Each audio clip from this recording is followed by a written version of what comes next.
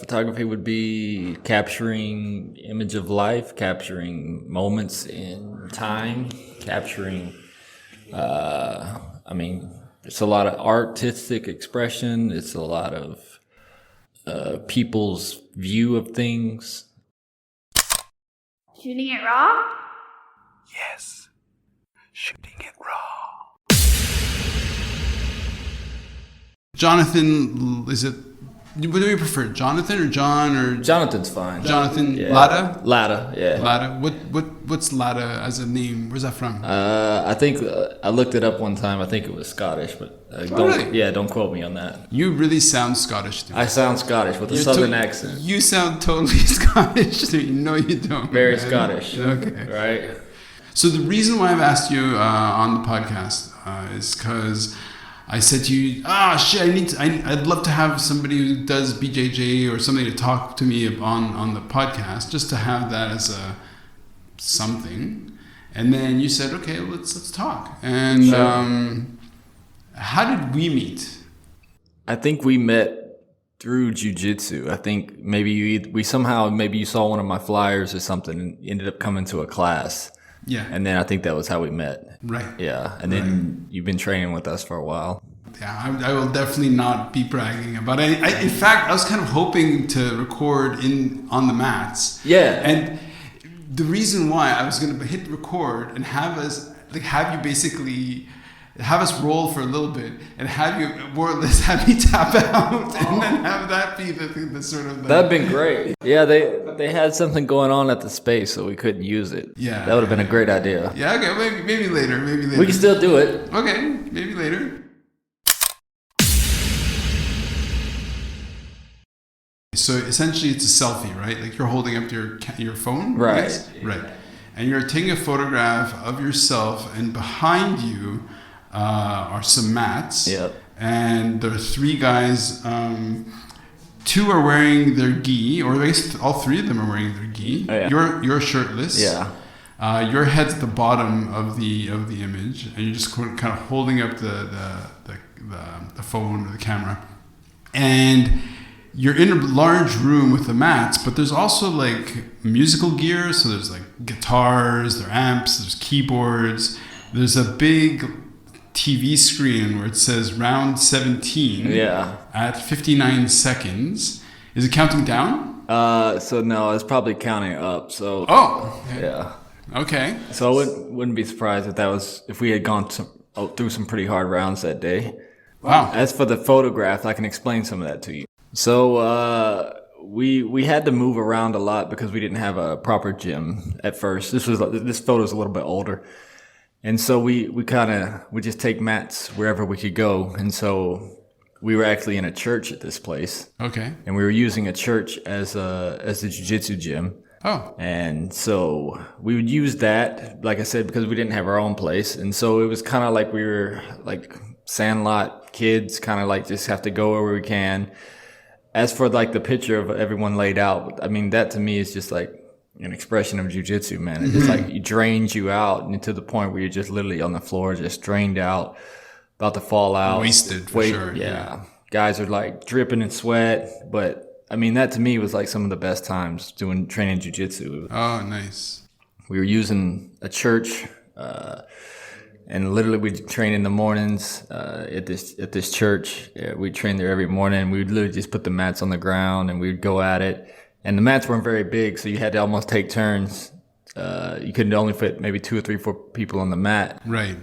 This photo is like my coach and some just good friends. And, you know, that's kind of just what jiu-jitsu is, man. It's just like boys being boys, man. You just beat each other out. You get all that aggression out. It becomes like it's almost like enjoyable. Like it sucks the first 6 months, but once you kind of get past that phase, man, it's so much fun. It just like releases all your bad energy, you just feel so silly and chill and relaxed afterwards. So yeah, that's why I went for that picture. I just thought it was like good times. We didn't have a gym, just everyone banding together.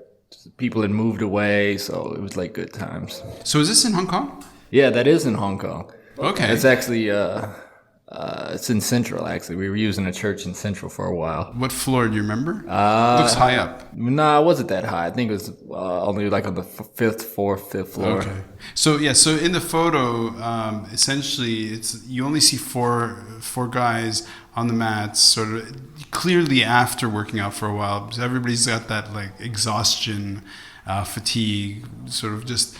Yeah, and along the side of the wall are just the chairs that are stacked up. Yeah. And now that you mentioned that it's a church, it's like, okay, I can see that. I can totally see that. Part of the fun for me is to sort of share with people how they came to do whatever they're doing for meaning. You know, like the point of the podcast is we have one life. Yes, agreed. How do we make the most? I agree. Okay, so how did you fall into jiu-jitsu? So this is gonna be embarrassing, but I think I had broke up with my girlfriend at the time, or she broke up with me, and so it was this gym. I was living in Colorado at the time, and I think this gym was like right by my house. I used to see it every day, and so like it was either like, what am I gonna do? Either, drink every day or whatever. So I went into this jiu-jitsu gym like right down the street one day, and I just started training. And I didn't think I would stick with it, but at the time, it was kind of just what I needed. So, but had you noticed it before? Had you been thinking about it? Had you seen how did it break into your consciousness? I don't know. I feel like I had walked by it and I would see it because it was so close to my house. I would see it when I drove by every day, but it was never nothing that was just like, I would look at it and say, that looks like fun. But then like I never really had an urge or nothing to really push me over the edge to go after it. Right. And I feel like that was probably like, after that happened, like a breakup, I was just like, oh, I'm just gonna try this. You need something, yeah. So you're living in Colorado. I mean, I know from having met you that you're more. I think of you more as anchored to Georgia. Yeah, right. I grew up in Georgia. So I grew up in Georgia. I grew up in Atlanta. I moved all over the place when I was a kid. So we moved around a lot.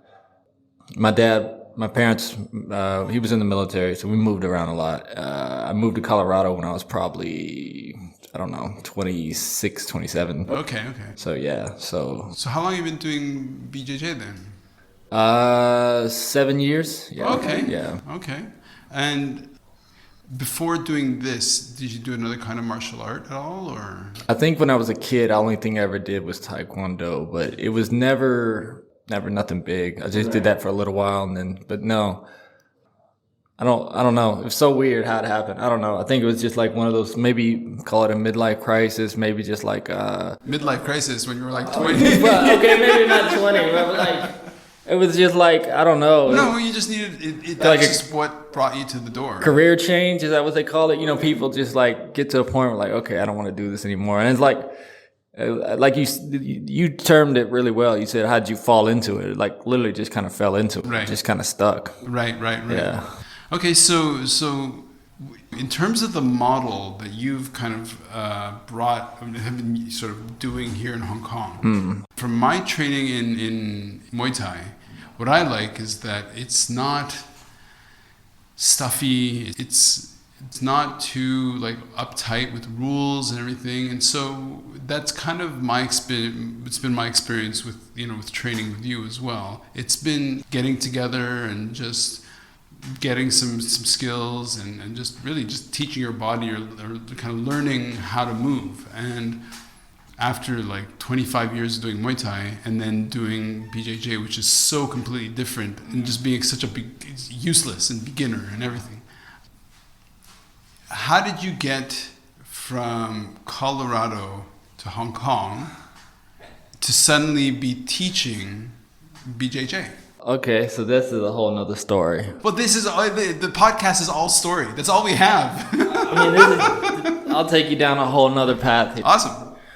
How did I get from Colorado to Hong Kong? Yeah. Right, okay. So initially I was, how I got to Colorado, I had a coffee shop in Colorado. I had a coffee bar I owned, and then I had sold that. And so I had some money and I didn't know what I wanted to do. So what? Yeah. What? Yeah. Wait, what? This is amazing. Okay, I keep going. Sorry. So I young, sold this, got some money in my pocket. Don't know what I want to do. Don't want to move back to Georgia. Didn't like it there. So I had been living in Thailand. Well, not living, but I had been in Thailand for a while, living as a missionary. Okay. And so I had friends. They were there, and they were rescuing these orphan kids. And so like they would go out and find these kids in like trash cans or whatever. So they would take in as many as they can. So he said they needed help. So he's like, "Why don't you come over?" So I ended up going to Thailand. Jonathan. Yeah. I'm floored. Okay. So I'm in Thailand, and we got this house, and we're helping take care of. Which city? We were in Udon. Okay. And so I'm helping my friend, and they, like I said, they got a house. I think we had 6 kids at the time. They were all staying in this house, so we had this big house, which is pretty cheap in Thailand. Mm-hmm. And so he was saying that he was going to go back to the States. So I said, okay. So I went back to the States, and he said, well, what do you want to do? I said, well, I would try to do some mission work, whatever I could do. But I said I didn't want to leave Asia. So he said, well, what are you going to do? So I said, well, I'll probably just go stay in Asia. He said, where? I said, well, I hadn't been to Hong Kong or Singapore yet. He suggested you should go home, think about it, pray about it, and then decide if you want to go to Singapore. Or he said, go to Singapore, Hong Kong, all those places, and then come back and talk to me. So that's exactly what I did. I flew to Singapore. I stayed there for like a week. This was like 2016, 17. Flew to Hong Kong. I stayed here for I think it was here for like 3 weeks, went back home. So he said, all right, you've been to Thailand, Singapore, any other places you want to go? I said, maybe Japan, but I think I got it narrowed down. I said, if I could do anything, I'll just move to Hong Kong. He said, all right, do it. So I went back, bought a ticket, one-way ticket, showed up to Hong Kong, didn't have a job, didn't have a place to stay, didn't have a visa, didn't have anything, literally just showed up with nothing. And the first day I got here, my friend of mine had a meeting with somebody, and they were like, literally, oh, this is Jonathan. He literally I just picked him up from the airport, and they're like, oh, what's he do? They're like, well, he needs a job. So this person offered me a job on the spot. So showed up with no job, and I had a job the first day. Wow. And then, I had a place to stay. I think I was staying someplace. Where was I staying? Oh, I was staying at his house for like 2 weeks, and I didn't have a place to stay, so I had to hurry up and find a place to stay.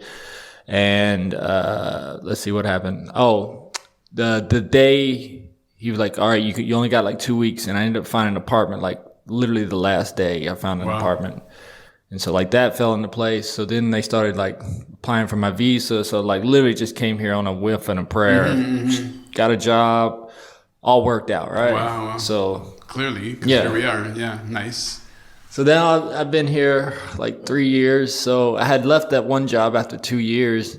Oh, wow. And then I didn't know what I wanted to do. So again, the whole jiu-jitsu thing just kind of fell in place. I was already training with my coach Viking. Mm-hmm. And training where?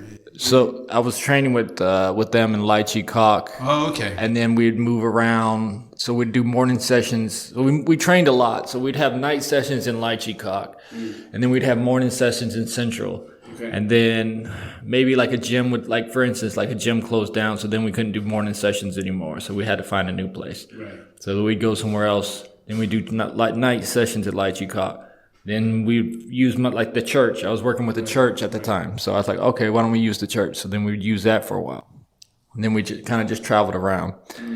And so, so after I left that, again, how did I get here? I mean, you got me. I kind of just came over here with nothing. Felt like I was supposed to come here. When you say here, you mean Sai Kung? Like Hong Kong. Oh, Hong Kong, that's how I got to Hong Kong. Right. As for Sai Kung, that's just another story. Right. I had friends here. They were like, because I used to live in Jordan, so they was like, oh, so what are you going to do now? And then I had friends reach out to me. They said, well, if you're going to leave your old job, maybe we could help employ you. You could move out to Sai Kung. I said, all right. So then people, oh, we can get you a job, da-da-da. So they got me a new job. And then one thing led to another, like, oh, why don't you just do your own thing? Why don't you just do jiu-jitsu? And I was like, okay. So, I mean, I was working for them, but then they were kind of like more kicking me to the entrepreneur curve. They were like, you should just start a business. I was like, oh, okay. So, wait, okay. I've known you for about 3 months, I guess. Yeah. 2 to 3 months. Yeah, not that. So I'm very new to all this. Yeah. And I've never heard your story. Well, amazing. Now, you said you had your own coffee shop. Yep. So what got you into running a coffee shop? Like how did that sort of like, I'm going to be a business owner, a young business owner. Yeah. So I was going to this college, a small college in Colorado, and like they literally had no place to eat. Okay. Like, it'd be like if you were at like can we say the Hive? Yeah, sure, whatever. Okay. Yeah. Let's say you were at the Hive, but let's say the Hive didn't have anything. Like, no let's say they didn't, no coffee. Let's say they didn't have a coffee bar at all. Yeah. But this wasn't a business; it was just a college. Sure. And all day everybody complained. I wish there was something to eat. We had to go all the way over there to across the street to Sai Kung McDonald's to get food or something. So my friend was he knew one of the owners, or he knew one of the big wigs, and he was like, well. They had a business school. We were all going to business school at the time. He said, well, you should let me, my business model would be to put a concession stand in your college. And they were like, and he was like, I'll give you rent, I'll do this. And they were like, that's a great idea. We'll just contract it out. Yeah. So my friend brought me on as the employee, and he literally made me do everything, train me. And he was just the owner. And then, so he did that for about a year. And then one day he comes to me, he says, you're doing can we cuss? Yeah. He goes, you're doing motherfucker, go for it, baby. He goes, well, you're doing a shit hot job with the concession stand. You want to buy it? Because I'm leaving. I'm moving to Alaska. I was like, okay, sure. So I bought the concession stand. Well, it was just like a little concession stand with chips and stuff like that. Yeah. One thing leads to another, and then people start. Oh, you should have coffee. Oh, so we get coffee. Well, you should get this. Oh, we get this. Right. So now a year later, now it was like this. It's like a little coffee bar like this. Big. Yeah. Grew and grew. Okay. And so by the time I had that for 2 years, and then by the time I was ready to leave, the college was like, I'll sell it to you. And they were like, all right, we'll buy everything from you. Oh, okay. So Nice. Yeah. So wait a second. You went to business school. Yes. Okay. Other things, these layers. I love it. Look, let's shift over to the next photograph. Sure. Okay, so in this next photograph, I'm going to go out on a limb. Okay, so in the photo, it's black and white. Yeah. There's this very, very handsome guy wearing a gi. Am I allowed to say that on my podcast? What? That you're very handsome. Oh, thank you. No, it's a compliment. I feel like, oh God. Just say thanks. It's okay. Oh, thank you. So flattered. Okay. So half of the photograph is actually a fantastic photo. So half of the photograph is a wall. It's a white wall. Yep. So because it's black and white, essentially it's just white. Yep. And then the other half is you wearing your gi. So in the photo, it's quite dark, so it looks almost black. Mm-hmm. You're leaning against the wall, just sort of resting. You just above, high above, and blurred. You can see the sort of just the blur of the roof and the blur of like an aircon unit, and you're just kind of looking down. Are you looking at students? Are you looking at? Are you thinking about what you want to make for dinner tonight? No idea. But you're looking quite pensive, not too sweaty, not too tussled, because in BJJ everything kind of gets, wrapped and wrinkled and whatever. So why don't you explain why this photo, what this means to you? I think that photo kind of just represents a lot. I think that I picked that photo because I think I was probably looking at students, but I think it also just puts you, it's kind of like you're on an island, right? So there's nothing else there. It's just you. And I think that's kind of like life. And life and jiu-jitsu tend to be the same a lot. I've noticed that, like, I can compare a lot of things in jiu-jitsu that I can also compare to life. And so, like, for this photo, it's just me by myself. And, sometimes you're going to, your jiu-jitsu journey in particular will be like that. You'll have friends, they'll do jiu-jitsu for a while, they'll go away, you'll have a lot of students, and it kind of dies down, and it picks up, and it's just a lot like business. Yep. Just like life, too. But, so that to me is just like you got to keep training, man. Probably tired, probably sweaty, probably helping students, probably more concentrating on other people more than myself. I don't feel like a lot of people do that. I think people are very self-centered nowadays. So, the role okay, so I personally consider hard workouts, like for example, long distance anything. So if you're going a seriously long distance of cycling, your brain hits this sort of place that is completely meditative. yeah. And I understand, and one of the reasons why I love rolling and sort of doing this, for me, is like this whole awakening. One is that I'm using my body in ways that are completely alien, so I'm a complete beginner. The other is that it's so exhausting, right? Like everything is sore, everything's tired, everything's wicked. And to me, that's meditative. After that, it's like you're not in your head, you're completely just physical. So you did a lot of work with the church and as a pastor. You did work in Thailand, which has got to be extremely sobering. Like it's talked about like going into the thick of it. Can you tie those things together? Or is that just Jiu-Jitsu and missionary stuff? Or everything? Yeah, I mean, like you could tie. For instance, you could for jiu-jitsu, right? Like it does have a lot of its moments, right? You have your high points and low points, but it's a lot like life, man. Like it's like you just got to keep getting better every day. You got to keep working on things, like you figure things out. So that's the jiu-jitsu part, but it's a lot like life. Like you're gonna fail, you're gonna have businesses, you're gonna have breakups, you're gonna have all these things that are gonna happen, man. But like you just got to keep going. Like when I was living in Thailand, like nobody would have done that. Just like jiu-jitsu, like most people drop out of jiu-jitsu. They don't last. Right.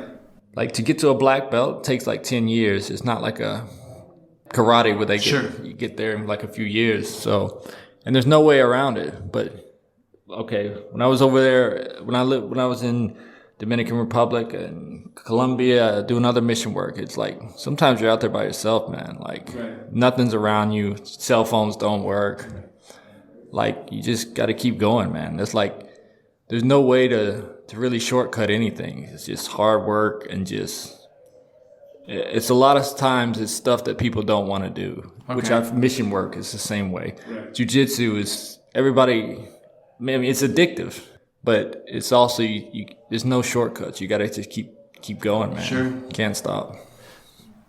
So my work in entrepreneurship and in helping, in terms of business school learning and that kind of stuff. Running a business, in a way, you kind of have to invent it each time. And I'm sorry you have to hold up. No, it's all good. Okay.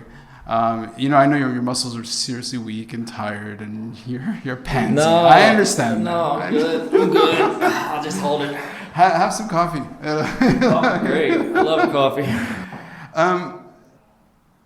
In a weird, like what's interesting about jiu-jitsu is that it is problem solving and it's super dynamic and it's super like evolving with another antagonist. Yeah. And in a small business sense, you're constantly having to you have this new problem.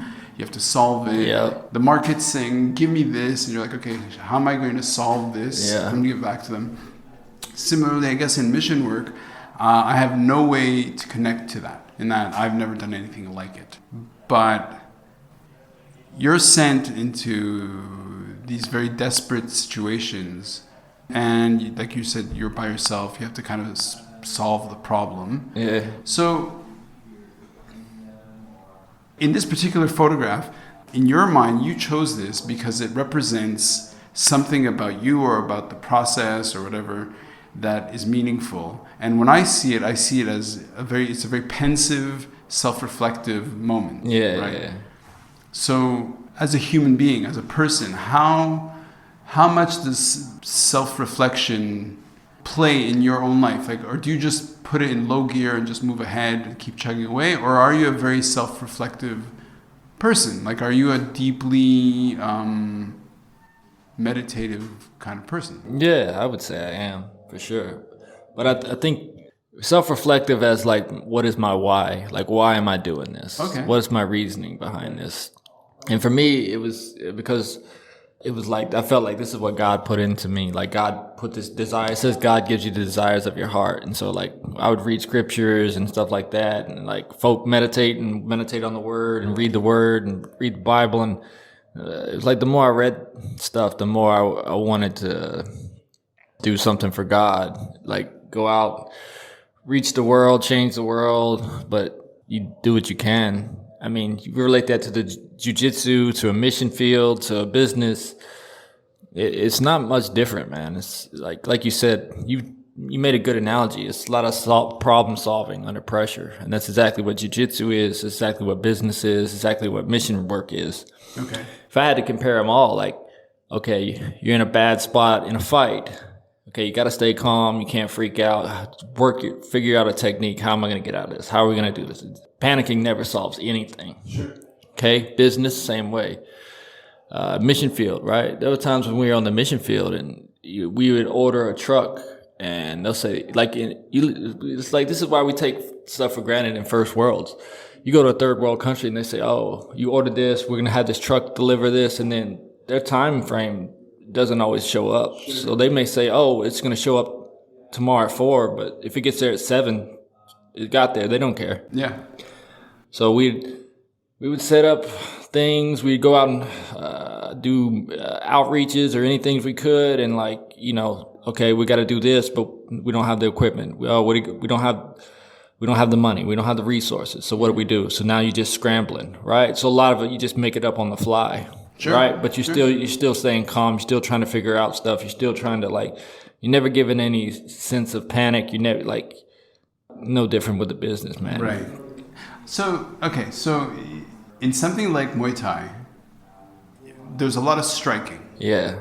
And I think in BJJ, so it's been it's more of weather the storm in a way and wait for the other person to make a mistake. Yeah, that's a lot of times. Yeah. And in a way, I mean, so my work in business, my work with Po Chung, he was one of the co-founders of DHL. Yeah. And when people ask him, how did you guys succeed at creating a global network when other people have tried and failed and it's been very challenging? Yeah. And DHL has consistently come out ahead.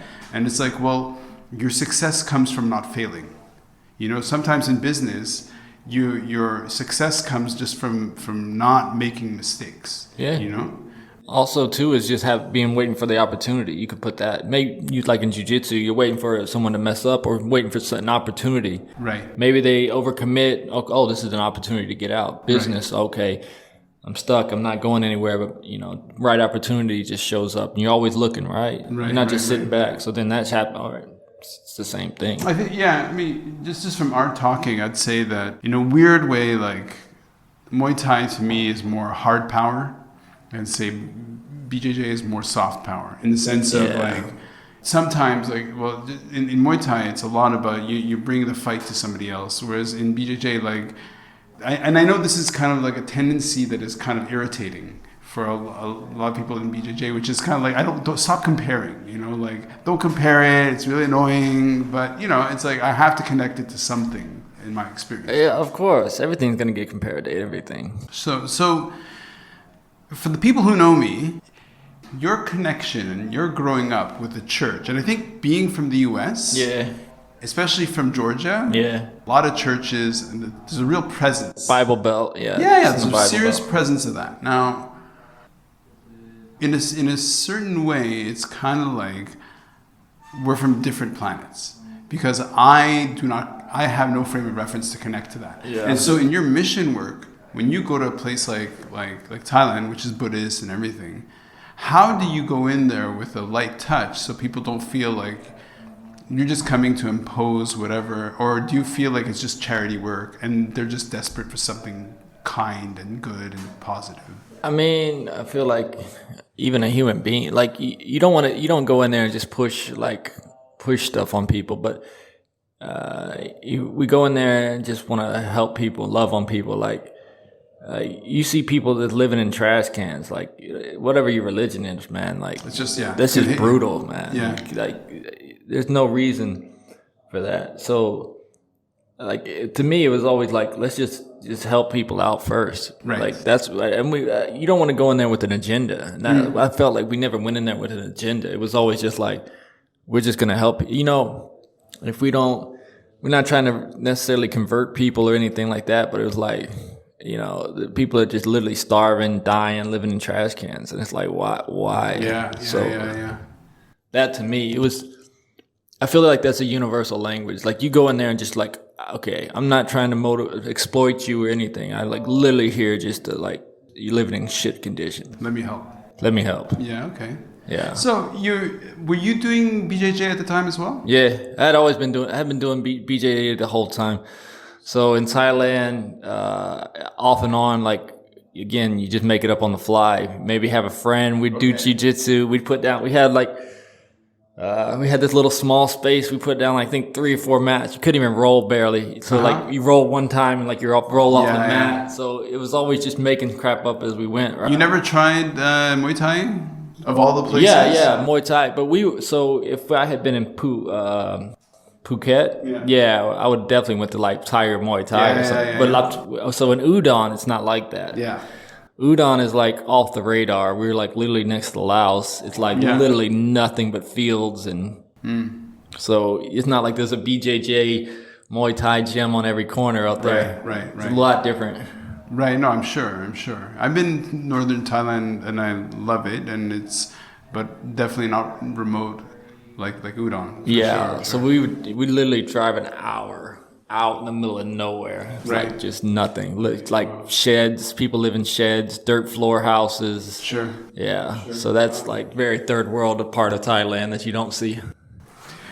Okay, well, on that very positive, uplifting note, let's go on to the next photograph. No, but look, I think the work is amazing.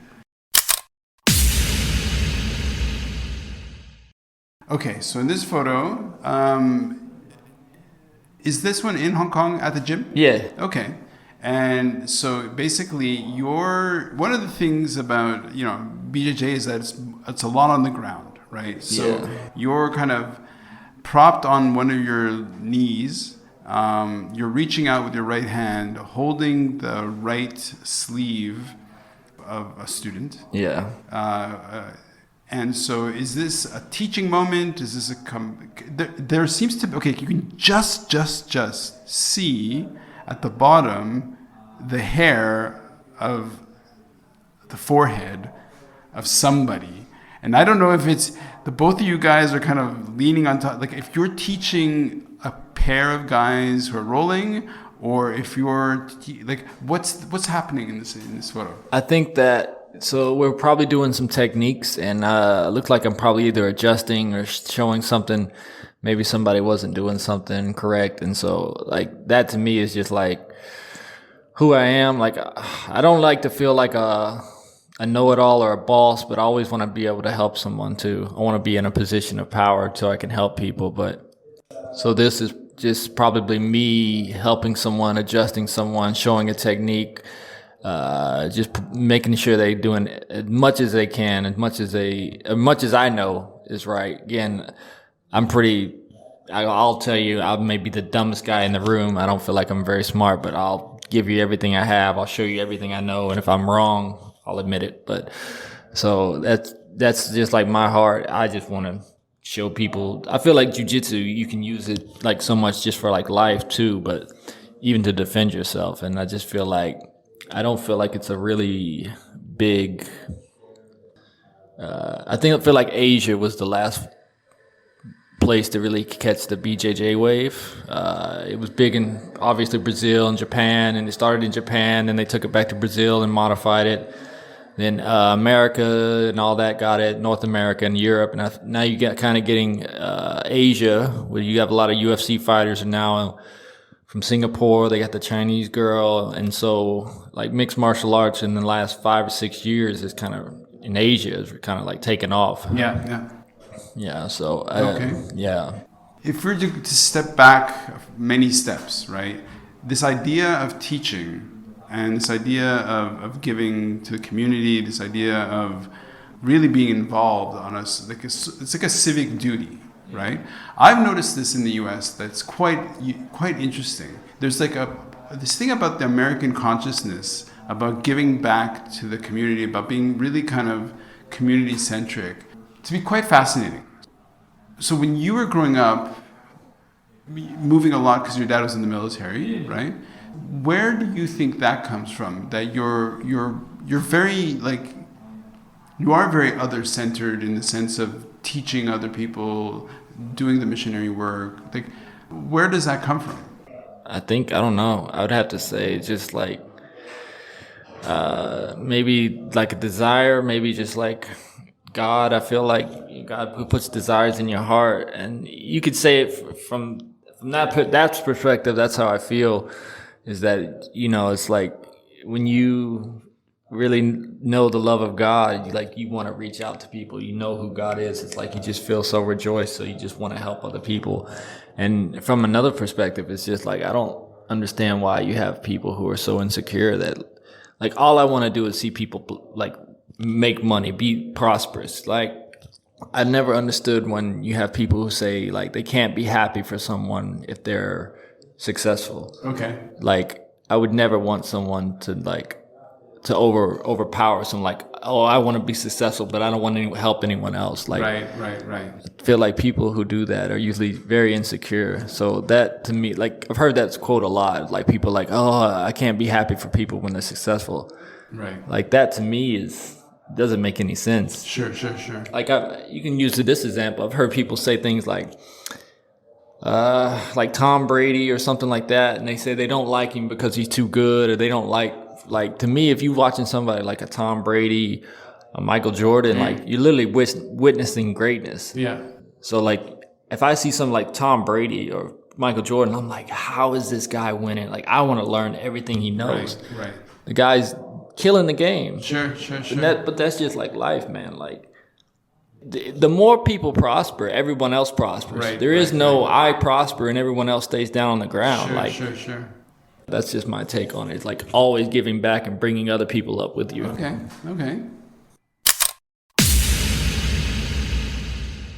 Okay, so in this photograph, it's another BJJ photo. Yeah. This photo, it could actually be also here, but I don't recognize this fellow. So anyway, so you're on very dark mats. You're seated on your heels. You're both wearing dark gis. Big smiles, the kind of smile that comes either from a really good joke or from real fatigue, or yeah. So what is the situation? You're both two guys in a gym setting on top of mats, wearing your gis.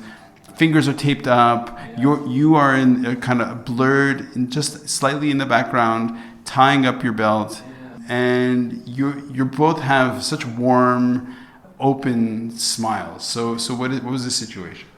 I think for this particular picture, somebody probably did say something funny, just knowing BJJ guys. But right. I like this picture because it kind of gives me a reference. Like that, the other guy in the photo is my boy JJ, and so like I was just talking about, like you're bringing people up, right? Mm-hmm. So one of my mentors used to tell me is you should always you should have someone above you and someone equal to you and someone below you, right? So you should have a mentor, then you should have someone who you're on the same level with, and then you should have at least one person that you're mentoring. Mm-hmm. And so that's my boy JJ. I consider him like a mentor to me. So he teaches me, I mean, we're the same belt, but he's way better than me. So, but he shows me tricks. He's like way better. He's way more successful than me, but he's always reaching out to me, right? He's always pulling me to the side. He's always checking me. Right. That to me is like, I feel like if you give, it shall be given back to you. Right. So like, I feel like if I'm just always helping people, I'm not doing it as a selfish motive. Right. But I also feel like it'll come back. Right. So yeah, you're helping people that are less fortunate. Well, there's going to be a mentor that's going to come along in life and going to help you because you're giving into other people. Right. And so that to me is like just a photo of like good friends, jiu-jitsu. I think it's probably that moment and that photo of your face.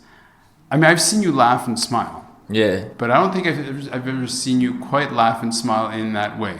Yeah. Where it's just, it's just kind of coming, just being barfed out of your face. Yeah. That's definitely a jiu-jitsu moment. It's like, you can let loose on the mat. So like definitely a different type, maybe different type of not personality, but like a different style, I guess. Sure, or side. You let loose a little more when you're on the mats. Than so I can hear in your voice the Georgia.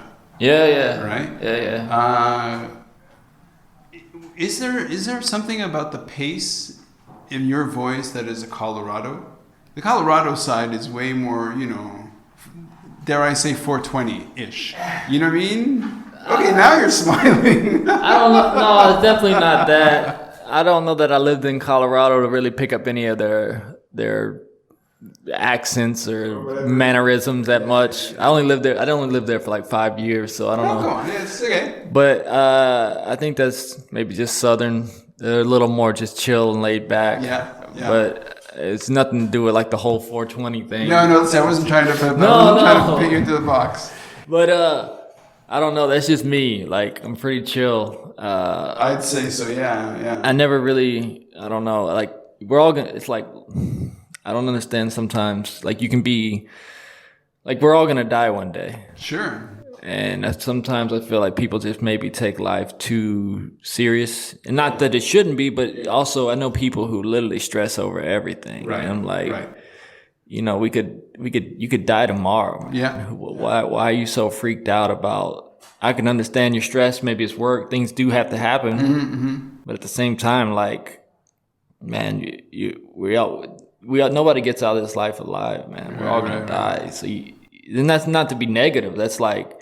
Hey man, it's part of the podcast, right? Yeah, you have to know that like just enjoy stuff a little more, and I think that's like even like in Hong Kong culture, I've noticed that even like people in Hong Kong particularly don't really take things like jiu-jitsu, martial arts, learning skills, trades, swimming, pottery, musical instruments. They don't really put higher value on things like that. And I think because they put such a high value on monetary things that they tend to discard things like that. And that to me is a little frustrating you have people do things just for the money aspect and they're not really pursuing a passion. Okay. So for somebody who has never done BJJ and who,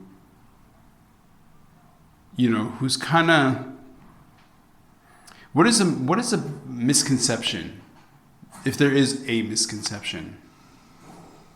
I think that a big misconception is, I think people think they're going to go in there and get beat up by all these big, strong, like, bully guys, and then you tend to find out the longer you do jiu-jitsu, it's really just a bunch of nerds, which I think a lot of people don't understand. Like guys who sit in there and talk about moves on jiu-jitsu, they're all nerds. Right. Okay. And now it's because I think it's so technical. Yeah, it has to be. That's what totally blew me away, is how technical it is. Very much so. And it's not these big bruiser type guys, and you'll be surprised. And I think that's why people get addicted to it. It's you can really a smaller person can really beat a bigger person if they use the right technique.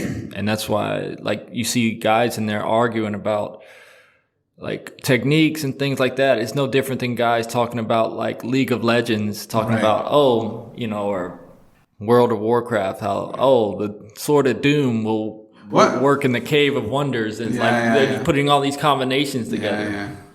So so describe a time where you got humbled, where you got your ass handed to you by somebody that it really kind of humbled you in the sense that I did not expect that. That was nuts. When I first started doing BJJ in Colorado, there was this little blue belt named Jesse, and I was bigger than him, and so like I was still really new. And I remember I went in there, I was like, I'm gonna smash this little kid, and like I didn't know nothing, but I was like, I'm almost twice this guy's size, and this little blue belt just destroyed me. I mean, he arm barred me probably so many times in like a 6-minute round. And I just remember thinking like that was really a moment where I was like, this is amazing. shocked. I had been getting beat up all like, you know, I wasn't probably 3 months in, but I had been getting beat up. But I remember that time specifically, it was just brutal. I was like, God. Is it also that he felt your energy of this kind of cocky and thought, okay, well, I'm gonna have some fun with this and go a little beyond? Possibly. Yeah. You'd be surprised. You can pick up people's energy, right? How they're. My coach Viking used to always say, you can tell a lot by people by how they roll, and I'm starting to figure that out. Like you can roll with people, and you can tell that they would never hurt you, right? They're being they're good, but they're also, you can tell they're cautious. But then you have people who like rolling on the mats exposes a lot of your character. Sure. If you're a dirtbag, it'll show up. You might be able to hide it at first. If you're a caring person, it'll show up. Sure. If you're selfish, it'll show up. The reason it shows up is because you're consciously moving against somebody, and because it's so dynamic, it kind of becomes it's not self-conscious. It's like, you know, at a certain point when you're exhausted and you're just like, you're desperate for something. Yeah. If you're a chump, you're gonna go dirty or you're gonna go whatever. Yeah. But I understand your point. That's just the same thing in Muay Thai too, right? Yeah, of course. And I think we've talked about how sometimes the more dangerous times is when you're with a beginner. Yeah. Right. It makes sense. Yeah. Definitely guys are more prone to injury in the beginning. Right. But, I mean, I would encourage anybody just to try it, man. It's so addictive. There's nothing that really can... It's kind of like skateboarding. It's like the first 6 months sucks. Like, you don't know anything. You can't figure it out. You're not fast enough. And you're just getting destroyed. But if you can make it through, like, the first 3 to 6 months... Like, I got guys that have been training... that were horrible, which everyone is when they first start. At first, yeah. And then 3-6 months in, and they don't think they've gotten any better. But the switch goes off, yeah. Yeah, but then you get a new guy that just comes into the gym, and they're like just playing with the guy. Sure, 6 months ago, they couldn't do anything. Yeah. So yeah, it's fun. So maybe in 4 months, I too will be okay. You're already getting better. Okay, so like, where would you like to see you hit a new level? Explain more. Like, well, okay, so for example, you're on the stage of improvement, right? Getting better and better, right? So, do you have this vision of greater mastery, or are you just going day by day? Where do you see growth? Yeah. Well, just for jiu-jitsu, I mean, everybody wants to get to that black belt, but my coach used to tell me, because like right now, in my opinion, I'm kind of in a phase where I'm like chasing belts. Okay. And I think everyone goes through it. At first, you're like, oh, I don't care about belts. It's not a big deal. Right? But as you get to like older, or you get your belt, you start chasing belts. And my coach told me, like, Viking used to say, once you get a black belt, that's like the last belt you're going to get. Right. So he said, enjoy chasing belts when you're younger. And I'm kind of in that phase where the mastery would be just to keep chasing belts until I get to the black belt. Right. And keep doing tournaments. We go to Japan. We do all these tournaments. We go to the Asian Open. And that to me is like, I don't know that there ever is a full mastery of jiu-jitsu. I think if I could get to a point where I could just, like the less effort I have to use, if I could get to a point where I'm using almost no effort and I'm still beating guys that are really good, that to me would be perfection. But you'll never achieve that. For sure. As for a business, I'm still learning stuff. Mm-hmm. I mean, I'm running a business, but I make mistakes all the time. For sure. I screw stuff up. For sure. Forget stuff. It's a learning curve. Yeah. So, like, my buddy Sean even told me, he said, Jonathan, you may be a purple belt in jiu-jitsu, but you're a white belt at business. I said, you're right. I said, yeah, you're right. Okay, look, Jonathan, man, thank you very much. I hope this actually brings people to grow the gym and more students. Yeah, it'd be great. Thanks, man. Shooting it raw? Yes, shooting it raw.